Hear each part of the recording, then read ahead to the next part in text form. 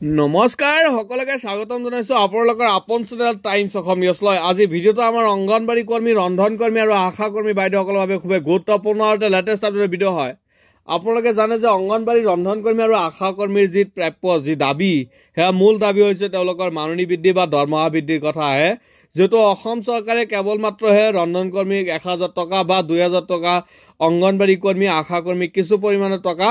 অসম চৰকাৰ দিয়ে। আৰু এই পৰিপ্ৰেক্ষিতত অসমৰ মুখ্যমন্ত্ৰী হিমন্ত বিশ্ব শৰ্মা ডাঙৰীয়াই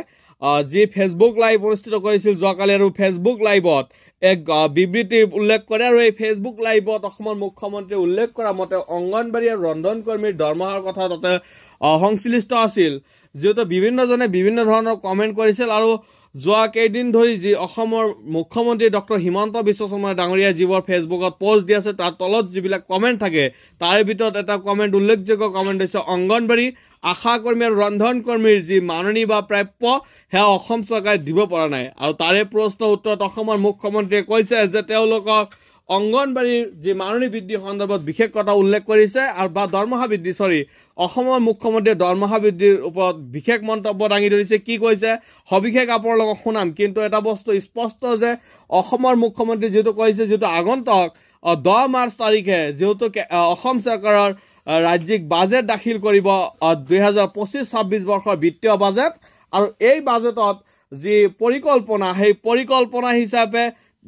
ৰাইজক অসমৰ মুখ্যমন্ত্ৰীৰ ফেচবুক লাইভ যোগে বিভিন্ন ধৰণৰ প্ৰশ্ন সুধিছিল যে আপোনালোকে কি কি পৰিকল্পনা বিচাৰে যে অসমখন কেনেকুৱাকৈ আগবাঢ়ি যাব। তাৰে পৰিপ্ৰেক্ষিতত অসমৰ মুখ্যমন্ত্ৰীৰ যি কমেণ্ট আহিছিল তলত, তাতে আহিছিল অংগনবাড়ী, ৰন্ধন কৰ্মী, আশা কৰ্মীৰ মাননি বৃদ্ধি। সেই প্ৰশ্নৰ উত্তৰত অসমৰ মুখ্যমন্ত্ৰী দিছে তেওঁলোকৰ যি দৰমহা বৃদ্ধি, সেই দৰমহা বৃদ্ধিক পৰিকল্পনা বুলি নকয়, সেই দৰমহা বৃদ্ধিক উইচ লিষ্ট বুলি কয়। অৰ্থাৎ উইচ লিষ্ট মানে হৈছে যে অসম চৰকাৰে বা অসমৰ মুখ্যমন্ত্ৰী ডক্টৰ হিমন্ত বিশ্ব শৰ্মা ডাঙৰীয়াই সেই বিষয়ে অৱগত, আৰু আগন্তুক সময়ত সেই বিষয়ে অসমৰ মুখ্যমন্ত্ৰীয়ে কাম কৰিবলৈ ইচ্ছুক। অৰ্থাৎ দৰমহা বৃদ্ধিৰ বাবে অসমৰ মুখ্যমন্ত্ৰী নিজেই ইচ্ছুক, আৰু সেয়া উইচ লিষ্ট বুলি উল্লেখ কৰিছে অসমৰ মুখ্যমন্ত্ৰী ডক্টৰ হিমন্ত বিশ্ব শৰ্মা ডাঙৰীয়াই। যিহেতু অংগনবাড়ী, ৰন্ধন কৰ্মী আৰু আশা কৰ্মীৰ যি দীৰ্ঘদিনীয়া দাবী, তেওঁলোকৰ প্ৰাপ্য যি মাননি পাব লাগে বা প্ৰাপ্য যি দৰমহা পাব লাগে, যিহেতু তেওঁলোকে শ্ৰমিক, আৰু শ্ৰমিকৰ যি মৰ্যাদা, সেই মৰ্যাদা লাভ কৰিব লাগে। আৰু অসমৰ মুখ্যমন্ত্ৰীয়ে সেই বিষয়ে এটা কথা উল্লেখ কৰিছে যে অংগনবাড়ী, ৰন্ধন কৰ্মী আৰু আশা কৰ্মীৰ মাননি সন্দৰ্ভত, যিহেতু ইতিমধ্যে অসমৰ বিত্তীয় মন্ত্ৰী অজন্তা নেওগ ডাঙৰীয়ানীয়ে ইতিমধ্যে উল্লেখ কৰা মতে যে বাজেটত অংগনবাড়ী কৰ্মী সহায়িকাৰ বাবে ভাল আশা কৰিব পৰা যায়। যিহেতু সন্থাৰ তৰফৰ পৰা অজন্তা নেওগ বাইদেউক লগ ধৰা হৈছিল, আৰু অজন্তা নেওগ বাইদেৱে এটা কথা স্পষ্টকৈ কৈ দিছে যে এটা সন্তোষজনক আশা প্ৰদান কৰা হৈছে অসমৰ বিত্তীয় মন্ত্ৰীৰ তৰফৰ পৰা, আৰু সেয়া হৈছে যে আগন্তুক বাজেটত অংগনবাড়ী কৰ্মী সহায়িকাৰ মাননি বৃদ্ধি পোৱাৰ পূৰ্ণ সম্ভাৱনা আছে। যিহেতু আগন্তুক বাজেট 10 মাৰ্চ তাৰিখ, আৰু 10 মাৰ্চতে যিহেতু বিভিন্ন ৰাজ্যত ইতিমধ্যে পৰিলক্ষিত কৰিব পাৰিছোঁ যে বিভিন্ন ৰাজ্যৰ যি কেন্দ্ৰীয় বাজেট ইতিমধ্যে সম্পন্ন হৈ আছে, আৰু সেই বাজেটতে কেন্দ্ৰীয় নহয়, বিভিন্ন ৰাজ্যৰ যি ৰাজ্যিক বাজেট, সেই বাজেটতে ইতিমধ্যে দেখা গৈছে যে অংগনবাড়ী বা ৰন্ধন কৰ্মী বা আশা কৰ্মীৰ বাবে তেওঁলোকৰ এটা বিশেষ ধৰণৰ বাজেটত ধন বৃদ্ধি কৰা হৈছে, যাৰ পৰিপ্ৰেক্ষিতত বিভিন্ন ৰাজ্যসমূহত পুনৰ অংগনবাড়ী কৰ্মী, ৰন্ধন কৰ্মী আৰু আশা কৰ্মীৰ বা আঁচনিভুক্ত কৰ্মচাৰীৰ মাননি বৃদ্ধি হ'ব গৈ আছে। সেই মুহূৰ্তত অসম চৰকাৰে যিহেতু এটা বস্তু উল্লেখ কৰিছে যে অসমৰ অংগনবাড়ী, ৰন্ধন কৰ্মী বা আশা কৰ্মীৰ মাননি বৃদ্ধি বা দৰমহা বৃদ্ধি পোৱাৰ কথা অসমৰ মুখ্যমন্ত্ৰীয়ে সদৰি কৰে। যিহেতু দৰমহা বৃদ্ধিৰ কথা কৈছে, তেন্তে 10 মাৰ্চ তাৰিখে নিশ্চয়কৈ এটা ভাল খবৰ আহিব অংগনবাড়ী বা ৰন্ধন কৰ্মী বা যি আঁচনিভুক্ত কৰ্মচাৰী আছে, আশা কৰ্মী, যিহেতু এটা কমিটি গঠন কৰি দিয়া হৈছিল, উপসমিতি, আৰু সেই কমিটিৰ যি মূল প্ৰস্তাৱ, সেই মূল প্ৰস্তাৱৰ ভিত্তিতহে অংগনবাড়ী বা আশা কৰ্মী বা ৰন্ধন কৰ্মীৰ মাননি বৃদ্ধি পাব। আজিও অসমৰ মুখ্যমন্ত্ৰী যি বিবৃতিত প্ৰকাশ কৰিলে বা ফেচবুক লাইভ যোগে এটা কথা উল্লেখ কৰিছে যে অংগনবাড়ী কৰ্মী, আশা কৰ্মী আৰু ৰন্ধন কৰ্মীৰ যি বিষয়, তেওঁলোকক উইচ লিষ্ট বুলি কয়, পৰিকল্পনা নকয়। অৰ্থাৎ বাজেটত তেওঁলোকৰ মাননি বৃদ্ধিৰ বিষয়টো এটা পৰিকল্পনা নহয়, এয়া হৈছে উইচ লিষ্ট, যাক কোৱা হয় যি বিষয়ে মুখ্যমন্ত্ৰী নিজে অৱগত। উইচ লিষ্ট মানে হৈছে নিজে অৱগত থকা, আৰু এই বিষয়ে ভৱিষ্যতে কাম কৰা হ'ব বুলি মুখ্যমন্ত্ৰীয়ে জনা। অৰ্থাৎ উইচ লিষ্টৰ মিনিং হৈছে যে অসমৰ মুখ্যমন্ত্ৰীয়ে এই বিষয়ে অৱগত আৰু অসমৰ মুখ্যমন্ত্ৰী নিশ্চয়কৈ অংগনবাড়ী কৰ্মী ৰন্ধন কৰ্মী বা আশা কৰ্মীৰ মাননি বৃদ্ধি বা অসমৰ মুখ্যমন্ত্ৰী বাৰে বাৰে এটা কৈছে দৰমহা বৃদ্ধিৰ কথা মাননি হৈছে অনাৰিয়াম আৰু দৰমহা হৈছে চেলাৰী যেহেতু চেলাৰী বৃদ্ধিৰ কথা অসমৰ মুখ্যমন্ত্ৰী কৈছে সেয়া কিমান দূৰ কাৰ্যকৰী হ'ব অসমৰ মুখ্যমন্ত্ৰী নিজে জানে কিন্তু ইতিমধ্যে যেহেতু পৰিলক্ষিত হৈছে যে অংগনবাড়ী বা ৰন্ধন কৰ্মীৰ যি মাননি বৃদ্ধিৰ যি মূল দাবী আশা কৰ্মীৰ যি মূল দাবী হৈছে তেওঁলোকৰ দৰমহা বা তেওঁলোকৰ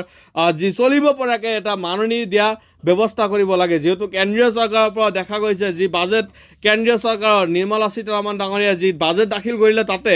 অংগনবাড়ী বা ৰন্ধন কৰ্মী বা আশা কৰ্মীৰ মাননি বৃদ্ধিৰ সন্দৰ্ভত কোনো কথা উল্লেখ নাই কিন্তু পোষণ 2.0 সম্পৰ্কে যি শিশু আৰু সেই শিশুৰ নৰ্থ ইষ্টৰ শিশুৰ 5%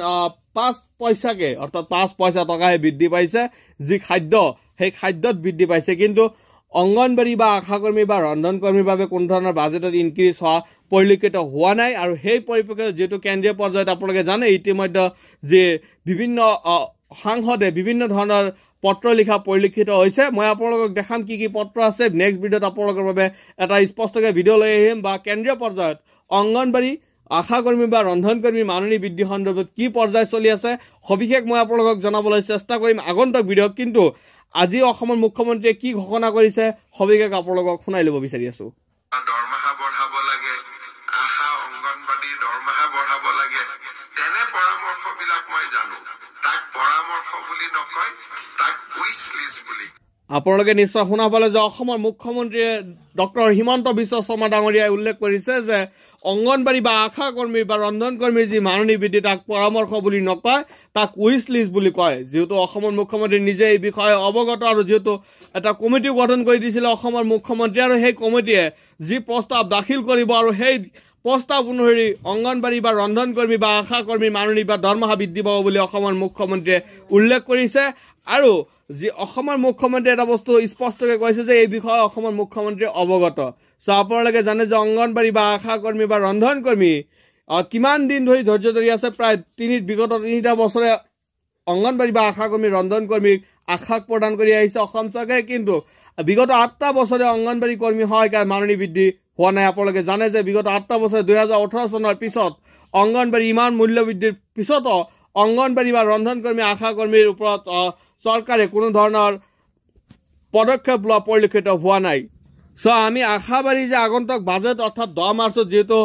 বিত্তমন্ত্ৰী অজন্তা নিয়োগ ডাঙৰীয়াই যেহেতু দাখিল কৰিব বাজেট আৰু বাজেটত যাতে অংগনবাড়ী আশা কৰ্মী আৰু ৰন্ধন কৰ্মীৰ মাননি বৃদ্ধি পায় বা দৰমহা যেহেতু ন্যূনতম দৰমহা যাতে তেওঁলোকে পায় আৰু তেওঁলোকৰ যি চলিব পৰাকৈ অসম চৰকাৰে যাতে এটা মজুৰি দিয়ে তাৰ ব্যৱস্থা কৰিব লাগে আজি ভিডিঅ'ত দিবলগীয়া ইনফৰমেশ্যন বা আপডেট এইখিনি আছিল ভিডিঅ'টো আপোনালোকে কেনে পালে কমেণ্ট এটা কৰি জনাব আৰু ভিডিঅ'টো আপোনালোকে যিমান পাৰে সিমান বেছি শ্বেয়াৰ কৰি যাব আজিলৈ ইমানেই থেংক ইউ জয় অসম